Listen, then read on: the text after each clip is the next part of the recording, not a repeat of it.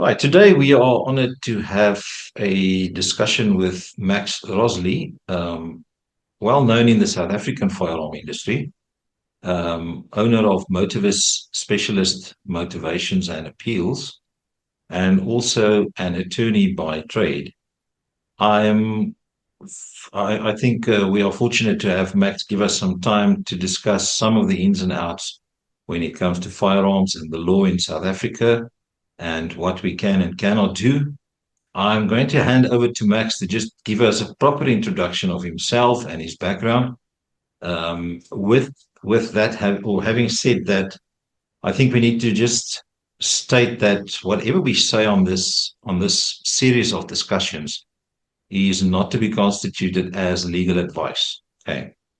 Um, Max will expand a bit on that, but nothing that we discuss in this series is to be constituted as legal advice. And that is our disclaimer, and we stand by it. So, Max, thank you for your time and give us a bit more background on yourself and what you do, please. Thank you, Dion. It's my privilege to be with you with the Fortis Group and to just give some insight into South African law and the licensing of firearms for private civilians, and essentially some aspects of lawful use and lawful considerations around the lawful use of firearms in South Africa. Um, I think to add to the disclaimer, I am an attorney of the High Court of South Africa. I'm a practicing attorney. Motiva Specialist Motivations and Appeals is a consultancy which I run separately to the firm, as it doesn't constitute a legal service in as far as um, practice considerations are concerned. I think what's important to deduce here is that I have a very deep passion for firearms law. I have a very deep passion for criminal law. I don't practice criminal law presently. I do consult frequently on matters of technicality surrounding the Firearms Control Act and surrounding offences in terms of the Firearms Control Act, often with Section 102s, which are inquiries into people's fitness to possess firearms, as well as different court proceedings and making submissions on fitness to possess firearms. I also do assist quite a few corporates within the business sphere of firearm, within the firearm community, in considerations of business purposes, and that would be dealers, wholesalers, importers, the like, security companies, irrespective. So I have quite a broad exposure to firearms law. And when we do delve into matters of potentially criminal law, there are many good criminal practitioners in the Republic of South Africa, which I really do recommend each lawful firearm owner does keep on speed dial and does keep at arm's length at all times, as we don't pick or choose when our or hopefully it never does culminate in that, but we don't pick or choose when circumstances may require the services of a good and well-versed criminal law attorney. I'm not going to name names here. If people would like references or anything of that nature to practitioners in their area for response considerations or the speed of response considerations, they're happy to reach out to Motivus and or through yourself, and I'll be happy to advise on that basis. I think what it comes down to is here we're going to deal broadly with firearm licensing in South Africa, and then obviously lawful use considerations, and try to add as much value as we can without it constituting one-on-one advice. And any view of mine, especially within the criminal sphere, can be tested against the knowledge of a practicing criminal practitioner. That would be my advice, irrespective of me being quite sound in my knowledge and quite confident about what I share here. I think it should be independently tested by a proper practicing criminal practitioner, and any constructive addition or constructive criticism of any submissions that I do make here can then be put forward to the user of that information.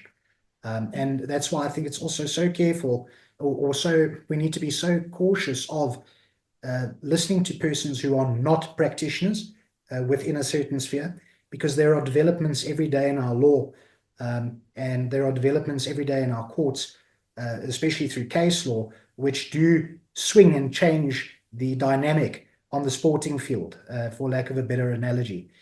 So it's always important to speak to somebody that's current and up to date with it.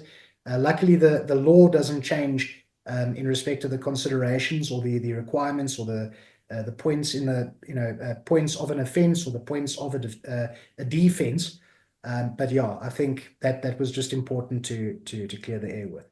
And yeah, just a bit of background about Motivus. Motivus is a licensing solution and an appeal solution for private persons and businesses.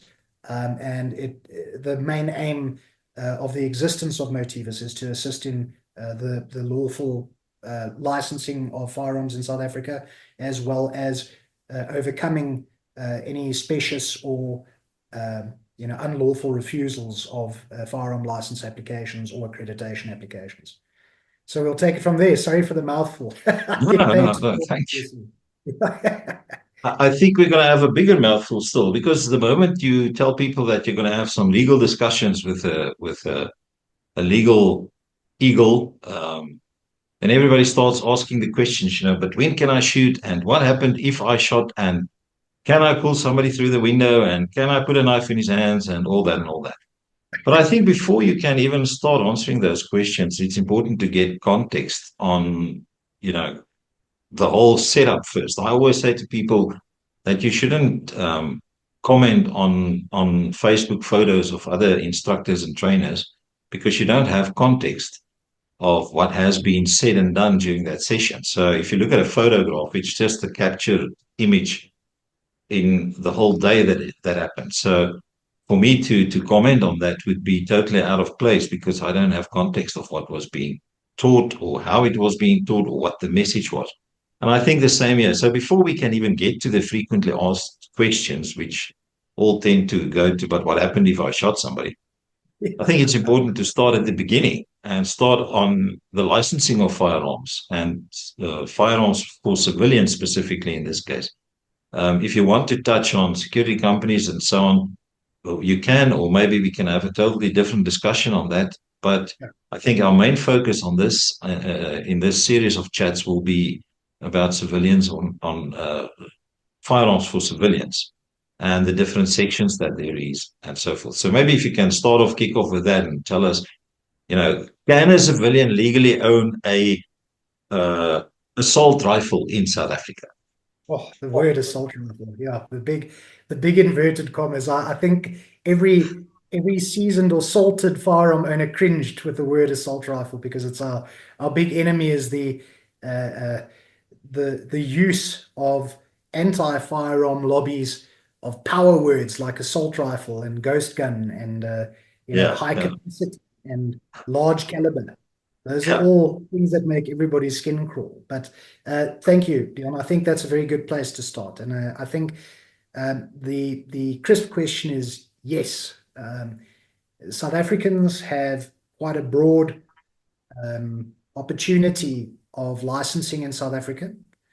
And I think we actually have very good legislation when it pertains to licensing. I know that a lot of guys are going to say, yeah, dispense with the legislation and ban, what's the right wording, get rid of the act and license the person and register the firearm. Yeah. It's a good concept, and I think that with the right how could I put it, tailoring, and with the right leadership, that type of concept could, over the years, be introduced into the country to avoid unnecessary administrative burden. But that, again, doesn't tie in with concepts such as job creation. It doesn't tie into instances of, um, you know, even just making our licensing process electronic in South Africa would relieve such a massive burden of it, or administrative burden off of SAPs, who could then focus a lot of their budget and time on, bulletproof vests and maybe ammunition for training. Yeah. Just, putting it out there. But I think one of the the first places to start off is there are two legs to firearm licensing in South Africa. The first is the competency leg, and the second, the licensing leg. The competency leg being the core and the nucleus of all South African firearm ownership. Once the competency has been attained, licensing flows from competency. So I think what's important to say at this point is you cannot license a firearm in the Republic of South Africa without a valid SAPS competency. Now, competency on its own, we'll get into that, I think, first, and then I think we'll go into licensing. Good. And the different categories we'll deal with briefly. The different categories of firearms that can be licensed, we'll deal with briefly under competency. So in the Republic of South Africa, a private citizen is entitled to license handguns, which it doesn't differentiate. The only handguns that we're not typically allowed to license are fully automatic handguns. So semi-automatic handguns, revolvers, so slide-operated handguns or revolvers are lawful and can be licensed in South Africa. Shotguns, both manually operated shotguns and semi-automatic shotguns can be licensed in the Republic of South Africa.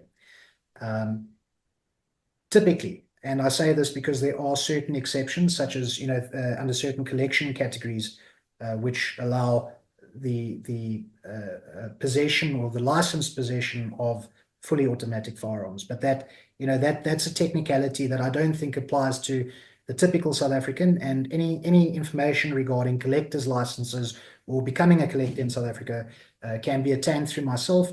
I'll be happy to answer questions on that basis, or SACA, the South African, I think the South African Collectors Association, the South African Association of Collectors, be that as it may. Then rifles, both manually operated and self-loading. Now, what's very interesting is under competency, there are four primary, or let's call it 5 primary unit standards, okay? One of them is mandatory, all right, which is knowledge and use, knowledge of the law, being the Firearms Control Act, and some aspects of the defensive use of firearms are dealt with under knowledge of the law, that unit standard, okay? Thereafter, you would then decide which of the other firearm categories, or which of the firearm categories you would wish to acquire competency for. So the first step in competency is proficiency training. So that would be through a currently PFTC accredited training provider. And that would be a service provider who is PFTC accredited and accredited as a training provider in terms of by SAPS, in terms of the Firearms Control Act. And those persons are tasked with training South Africans to acquire their proficiency, or the unit standards that they require to apply for a SAPS competency certificate. So the steps to competency are first finishing the proficiency training, which is both a theory-based and practical-based module, and thereafter applying for SAPS competency, which includes steps and considerations such as the Criminal Record Center doing a check, a background check, screening witnesses and people who have a close affiliation or relation to you, who can give testimony to your character and your habits, hopefully being sound and sober and not prone to violence, questions of character, and essentially questions of core, what's the right word? Fitness is a very good word. Yes. The fitness to possess a firearm. And I think that's what it boils down to under Section 9 of the Act in actually acquiring SAPS competency. Now, as I was saying, when you do your proficiency training, before you apply for a SAPS competency certificate, you will choose, again, knowledge of the law is the mandatory unit standard or module. But you can then get a competency to handle and use. So that would be the theory-based and the practical-based. Handle and used a handgun, handle and use a shotgun. Note that there's only shotgun. handle and use a manually operated rifle, so handle and use a rifle, and then handle and use a self-loading rifle or self-loading carbine, or self-loading carbine. Note that shotgun doesn't have a semi-automatic designation. It doesn't say handle and use a self-loading shotgun or semi-automatic shotgun. So just for the listeners, the distinction between self-loading and fully automatic, or semi-automatic and fully automatic. Semi-automatic means self-loading, but not capable of discharging more than one shot with a single depression of the trigger. Whereas then fully automatic would be capable of discharging multiple shots with a single depression of the trigger. So that would be bang, and that on releasing and resetting the trigger, you're capable of firing a subsequent shot. Fully automatic is bang, bang, bang, bang, bang. The firearm will continue to fire a series until the trigger is released or the magazine runs. Either way, so I think that's a very important clarification. Now, you will note that there is only one competency for shotguns, and accordingly, upon acquiring a shotgun competency from SAPS, you are able to license a self-loading shotgun. However, self-loading shotguns are only licensed by dedicated hunters or dedicated sports persons, and or dedicated hunters. So professional hunters, dedicated hunters, and or dedicated sport shooters, and then obviously there's the collectors, etc. Or under Section 14 for private defense, which we'll get to just now. But shotguns are quite unique in that self-loading shotguns typically require dedicated status for a semi-automatic shotgun to be licensed, whereas a pump-action shotgun can be licensed for defensive use, it can be licensed for sporting, and can be licensed for hunting. Same as a breakneck shotgun or that kind of thing. Section 15 for occasional sporting, or it's quite broad. So I think that's an important distinction in terms of the different unit standards.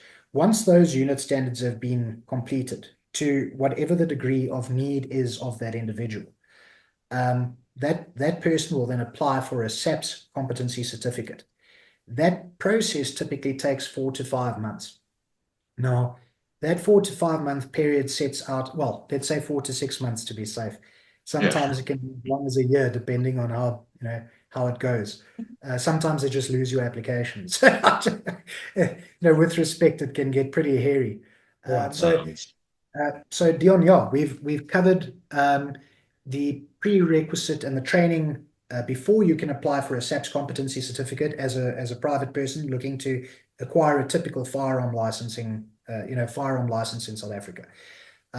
Once you've finished the prescribed training and you've acquired you've completed the course, which was comprised of both theoretical exams and on practical exams per unit standard, you are issued with two core or nuclear documents, which are your certificate reflecting the unit standards that you completed, as well as a PFTC statement of results.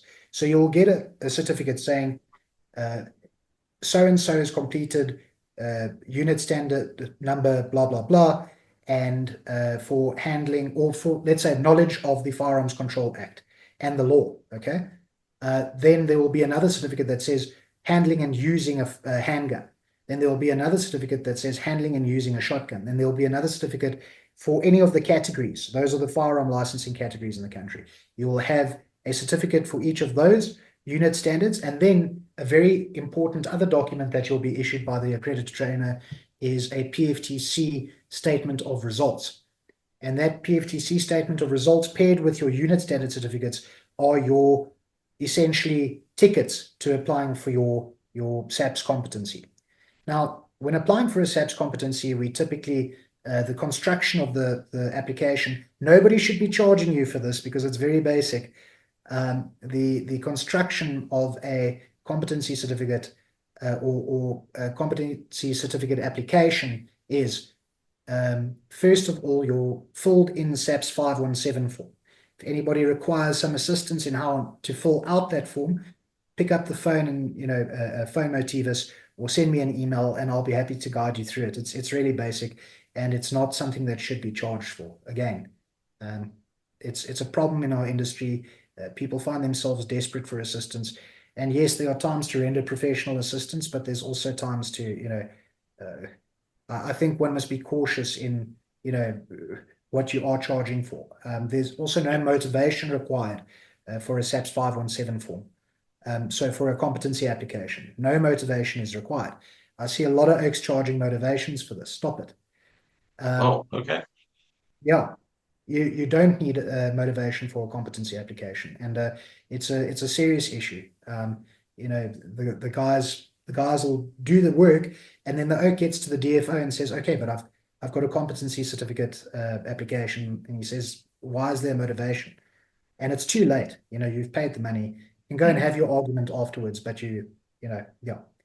Um, so you're going to have your filled in SAPS 517. You're going to have 2 copies of your identity document. You're going to have 2 color ID photographs. You're going to have proof of residence.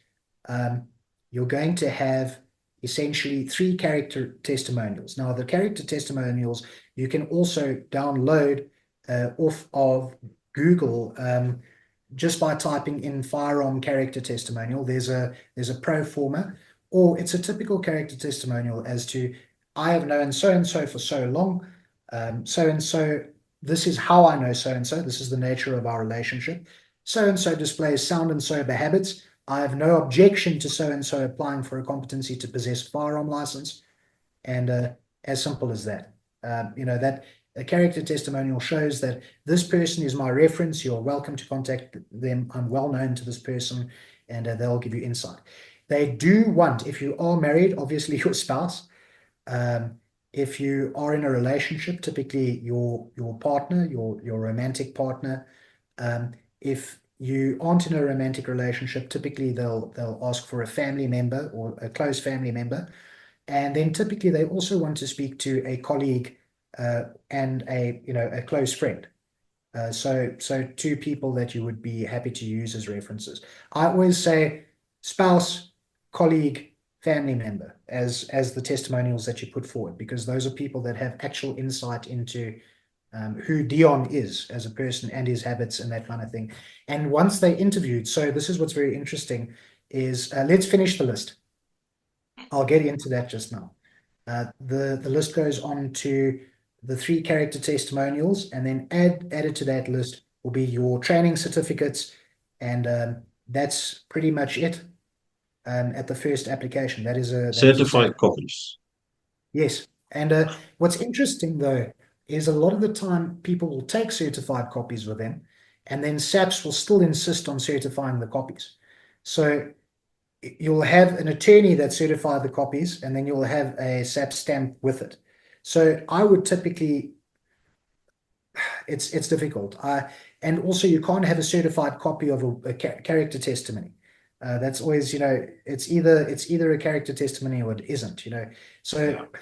I think that just to summarize the list again, 517 filled in, 2 ID copies, 2 color ID photos, your proof of residence, your character testimonials, and then obviously your competency certificates, plus the PFTC statement of results. So it'll be all of your unit standards plus PFTC statement of results.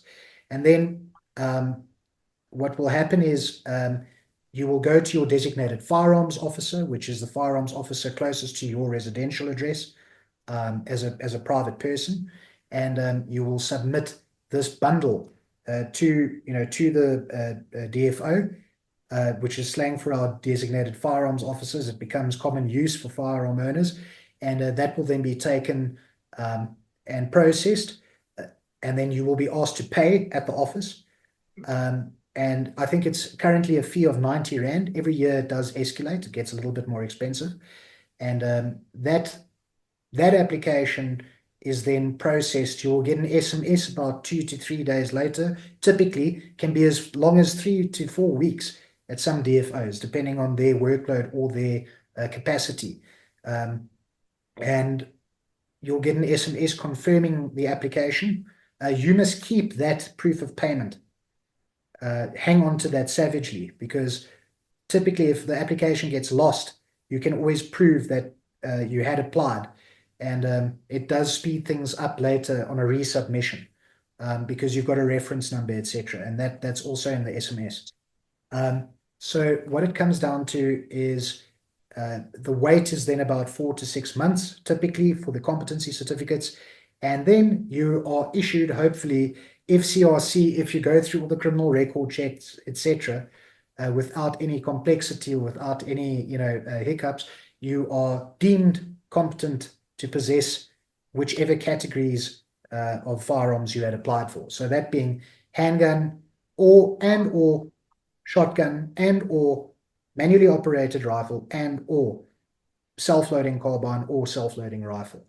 And your competency certificate will reflect your name, your ID number, and whichever competencies were issued to you under those firearm categories. And that is essentially your key to the next step of your journey, which is licensing a firearm in the Republic of South Africa. Maybe, And yeah, just two pointers that I can add. I don't know if it helps. When you go to the police, make sure that you take cash and that you take the exact amount of cash. yes, absolutely. Okay. And make a copy of your full bundle Yes. Okay. and get a Um, stamp on it. and also, do not hand in your original statement of results or Oh, lose yeah. that. Okay. Yeah, Keep the originals of very those good point. documents. So thank you, Dion. That's a very, very important point. And I think this is something that I quite often stress to people, and I think I've written 1 or 2 articles about it. You did. You What do have. I do if I've lost my competency certificates? So Yeah. competency certificates need to be renewed so here we go. I suppose this is an important thing. When do I renew my competency certificate? Yes, let's just carry on. Yeah, competency certificates in terms of the Act, uh, I think I should read it. Sorry, Dion, I don't like to misquote legislation. I think it's important that we certainly get that right.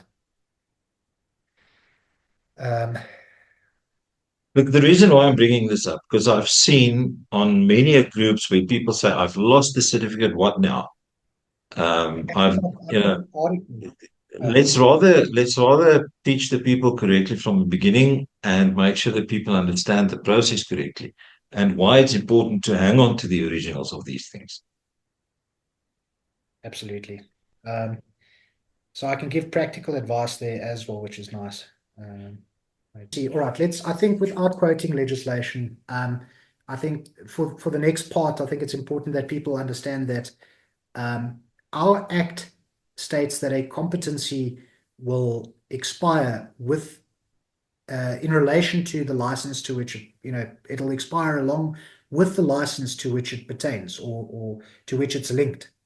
So in other words, the first handgun that I license, okay, or let's say I license, let's not use the word of first handgun. I license a handgun, okay, and I license that handgun under Section 13 of the Act, okay, which means that it's valid for a period of 5 years. With the wording of the Act, there can be no other interpretation because it's very clear that it expires with that license. SAPs have gone as far as saying that competency certificates are valid for a period of 10 years. Now, doesn't say this in the Act. It's sort of an internal policy that competency certificates are valid for a period of 10 years. That was the old legislation before the Act was amended. Competency certificates are valid for a period of 10 years.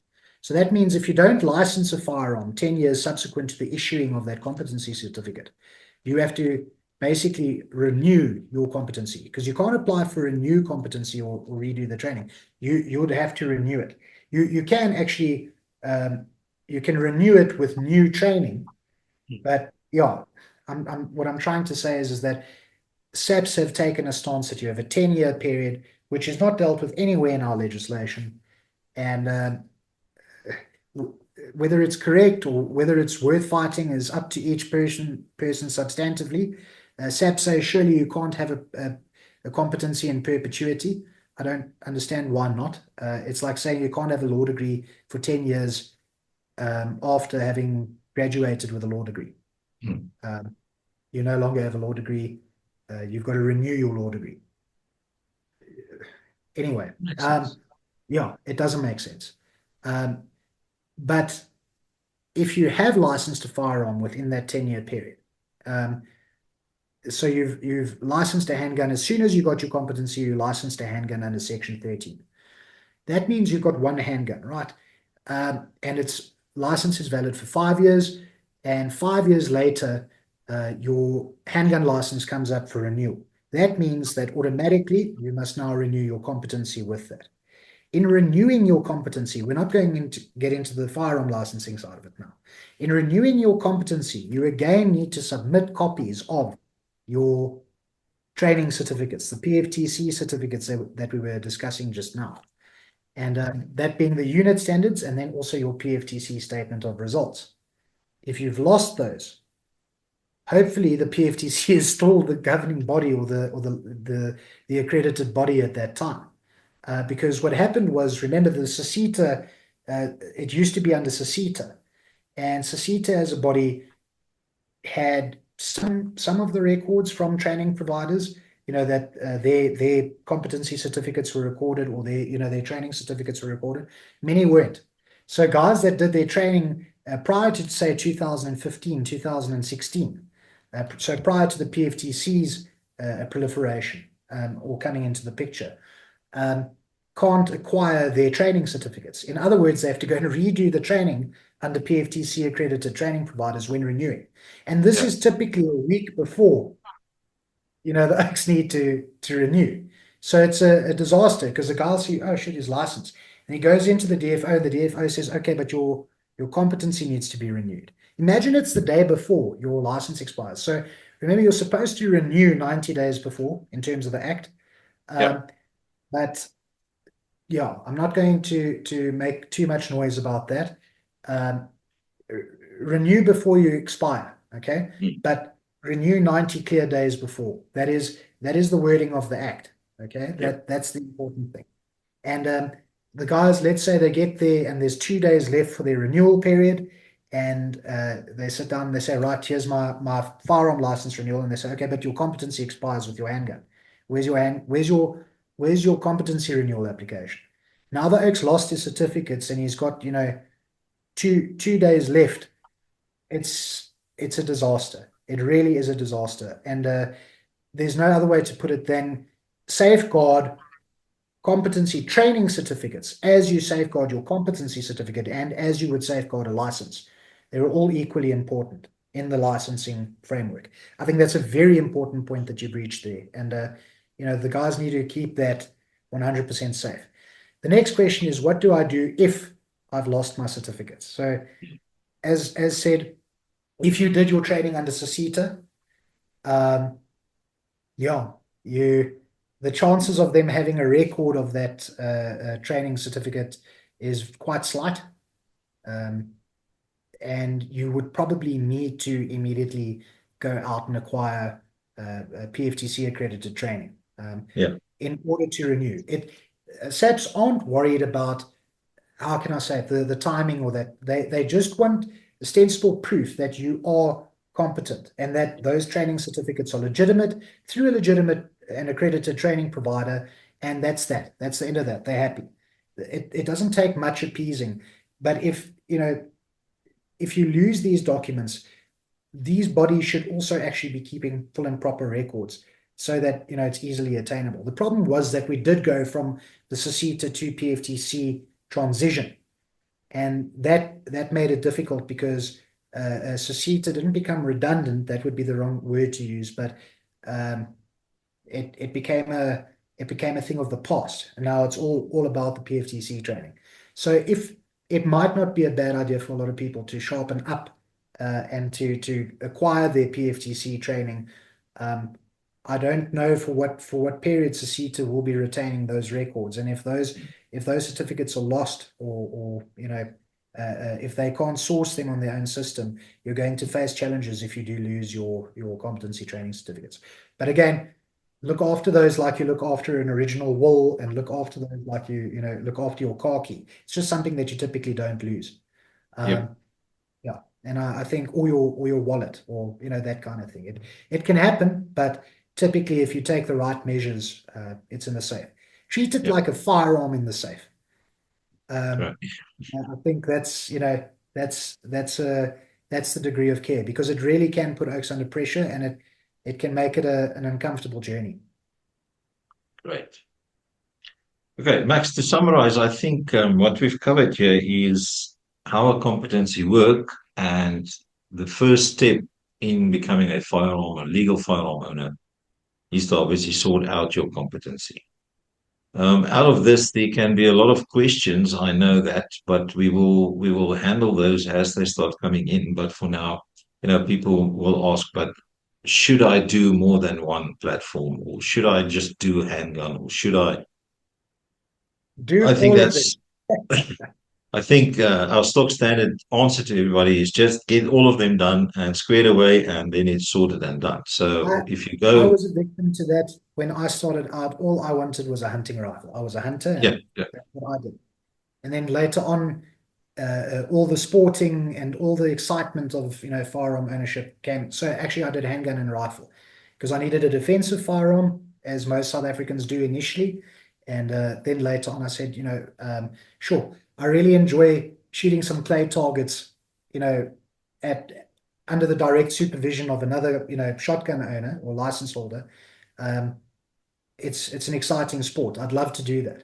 And then broadening that out into wing shooting. Now all of a sudden I need three shotguns, four shotguns. It's a very interesting dynamic. And it was the same. I always said, for what would I need a self-loading carbine?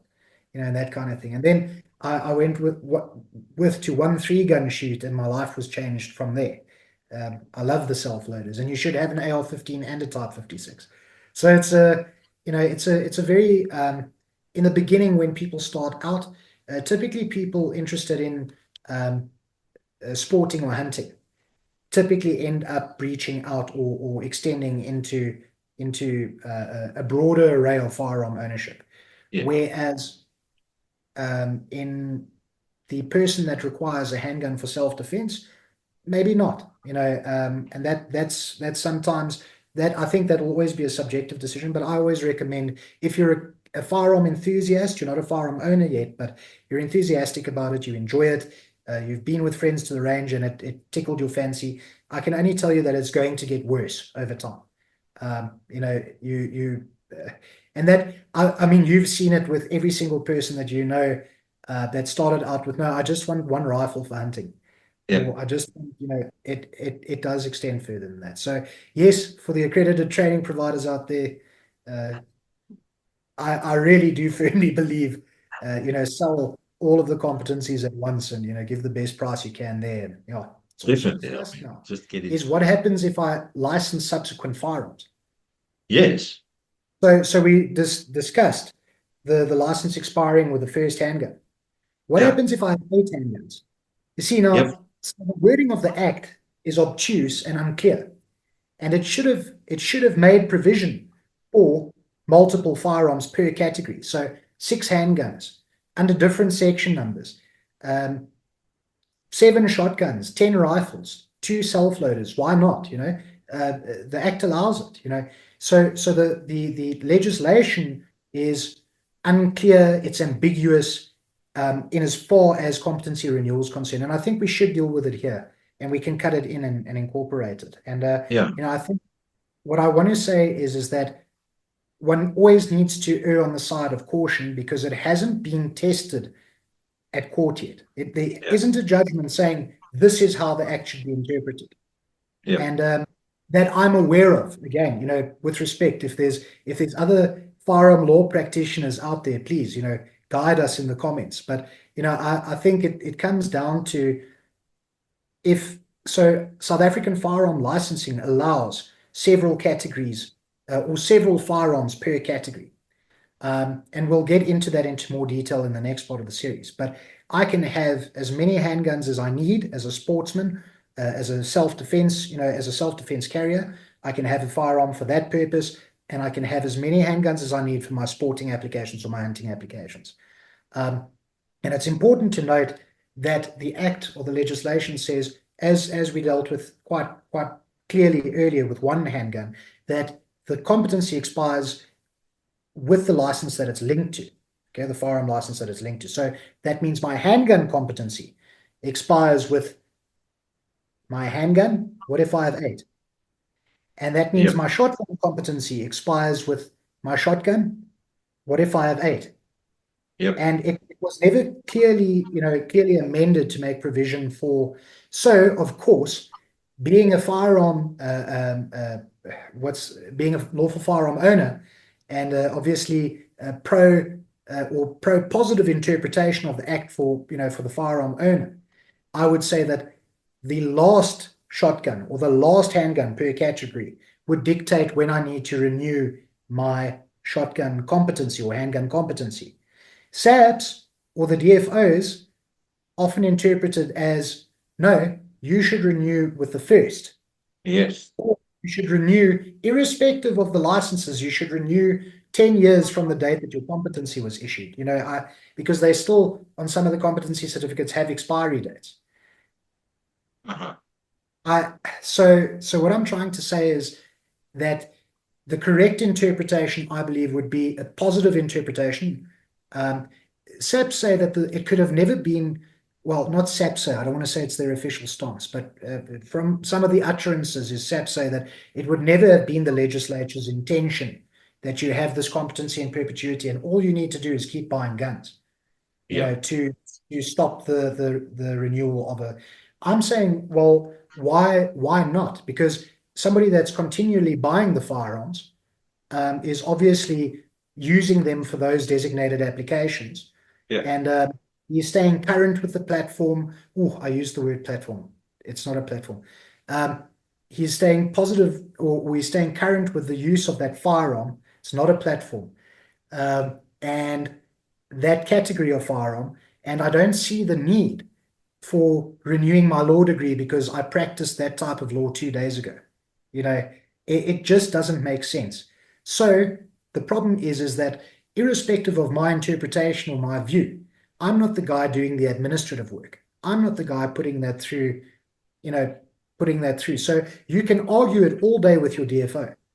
You're essentially then not under his recommendation renewing your competency.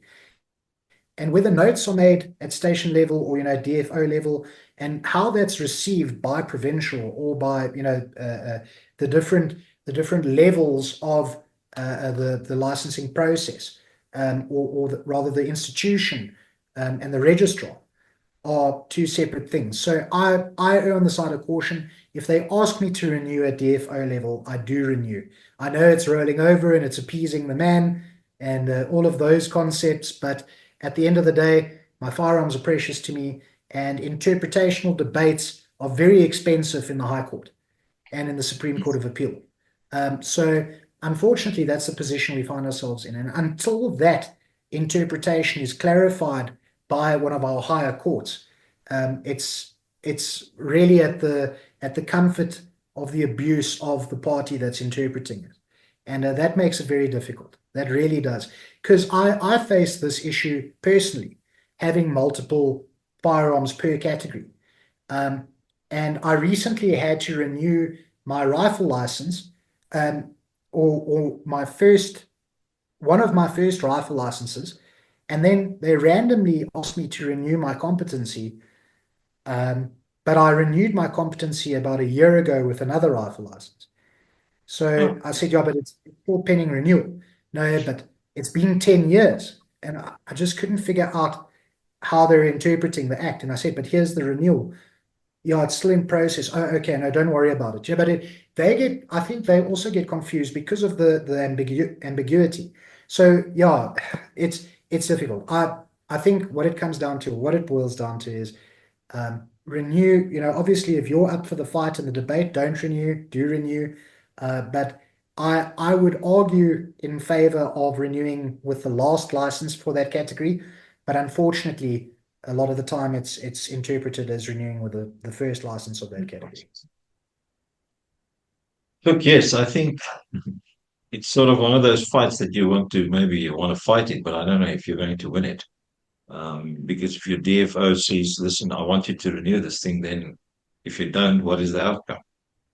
So it's always a question of me going into an argument, then asking the question, how do I see this thing turning out? How do I see this thing ending? Um, and as you said, maybe appeasing and rolling over and appeasing the man. But point is, you have to do what you're being asked in this case. We all, we all What's would your love to, competency? we all would love it to be, I'm competent until I'm proven incompetent. But yeah, that's not the case. Huh? No, unfortunately not. But the big thing is, and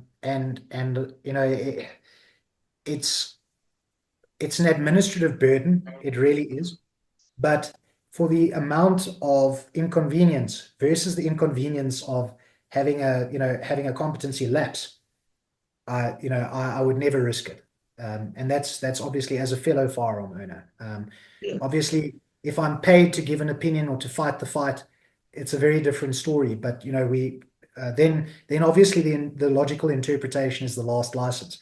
But if it's my personal firearms at this stage, and I'm asked to renew my competency within reason, so if it's a first license that's expiring, and we're not going to have an interpretational battle about my last license, or if I recently renewed my competency and I can show that, um, you know, pertaining to one of my existing licenses, it's not worth getting into the fight. Um, and the DFO will also pick up, okay, there is a recent renewal. Yeah. So it is complex. Unfortunately, it's very ambiguous at this stage. In interpretation, not in the wording of the act. The act's quite clear, but it didn't make provision for multiple firearms per category. Just get it squared away. Absolutely. Sure, Max. I think for a start in the series, I think that's a mouthful. Let's cut it off here as a, I don't know, call it an episode one or whatever, where we've covered competency. And if anybody has got any questions, obviously Max's details will be in the video and in the description and so forth. You're welcome to contact him and chat to him. If you do contact Fortis, we will just basically forward it on to Max, but you can just contact him directly and speak to him. There's no issue. So they can answer your questions accordingly. So yeah, Max, thank you for your time. We'll tackle the next Absolutely. Yeah, subject. it's exciting. I can't stop talking because it's so, there's so many practical things that we face every day. And that's why we can't help but giggle sometimes in between and sort of, smile at each other Yeah, because yeah, it's difficult. And it's a laborious process at first when you start out. It really is this overwhelming experience. But what I'd like to say to people that are new to firearm ownership or new to the concept of firearm ownership, it's really not as complex as it sounds. It sounds complex because we're dealing with it in quite a lot of detail, but get your competency certificate and buy a firearm and apply for your firearm license. And it's as simple as that. We'll get into the different purposes for licensing in the next part of the series, I reckon. yes. Thank you. Thanks, Neil.